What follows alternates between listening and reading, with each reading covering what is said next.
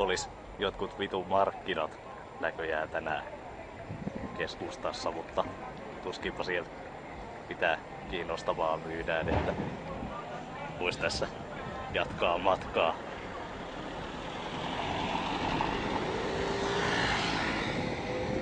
Nää on komeita nää vanhat rakennukset täällä.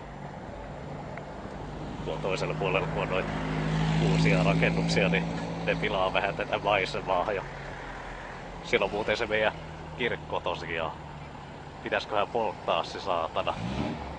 No ei vaan. Ei viitti. Tulis liian kalliiksi.